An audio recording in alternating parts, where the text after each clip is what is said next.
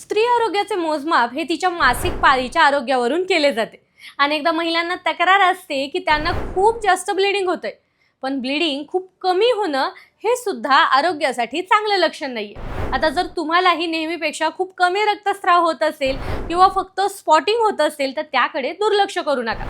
आता यामागे नेमकी काय कारणं असू शकतात आणि यावर काय उपाय केले जाऊ शकतात हे आज आपण सविस्तर पाहणार आहोत। पिरियड्स मध्ये ब्लीडिंग कमी होणं म्हणजे काय, तर सामान्यतः मासिक पाळी 3 ते 7 दिवस चालते।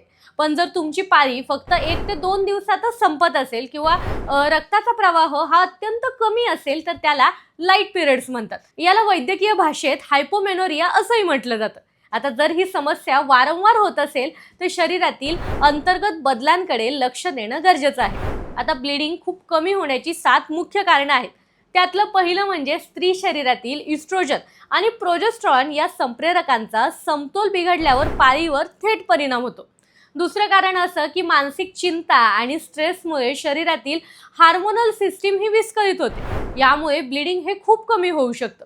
आता तिसरं कारण असं की वजन हे अचानक खूप कमी होणं, कडक डाएटिंग किंवा अति प्रमाणात व्यायाम केल्यानेही शरीरावर ताण येतो आणि पाळी ही हलकी होते।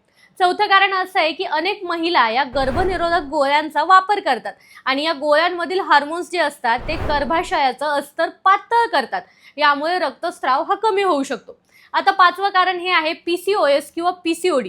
ही सध्याच्या काळातील सगळ्यात मोठी समस्या आहे। यामध्ये बीजकोशात लहान लहान गाठी तयार होतात आणि यामुळे पाळी ही अनियमित किंवा कमी होऊ शकते। आता यातलं 6वं कारण काय, तर थायरॉइड ग्रंथींचं कार्य बिघडल्यावर मासिक पाळीच्या प्रवाहावर त्याचा परिणाम होतो।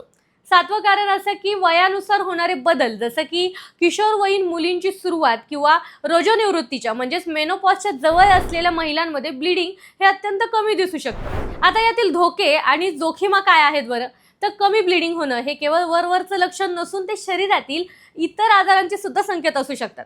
खराब जीवनशैली, असंतुलित आहार आणि लठ्ठपणामुळे सुद्धा हार्मोनल बॅलन्स हा बिघडतो। आता जर दीर्घकाळ ब्लीडिंग कमी होत असेल तर त्याचा परिणाम प्रजनन क्षमतेवर सुद्धा होतो। यामुळे याकडे केवळ एक सोपी गोष्ट म्हणून न पाहता त्यामागचं मूळ कारण शोधणं सुद्धा आवश्यक आहे। आता यावर प्रतिबंध आणि उपाय काय बरं, तर तुमची मासिक पाळी नियमित किंवा आरोग्यदायी ठेवण्यासाठी काही गोष्टी पाळणं अत्यंत गरजेचं आहे। सर्वात आधी आपल्या आहारात लोह, कॅल्शियम, प्रोटीन आणि जीवनसत्वांचा समावेश करा। हिरव्या पालेभाज्या, फळे किंवा कडधान्ये हार्मोनल बॅलन्स राखण्यास मदत करतात। तसेच दररोज 7 ते 8 तासांची पुरेशी अशी झोप घ्या आणि तणाव कमी करण्यासाठी योग किंवा ध्यानाचा आधार घ्या। आता वजनावर नियंत्रण ठेवणं हा सुद्धा यामध्ये एक प्रभावी उपाय आहे।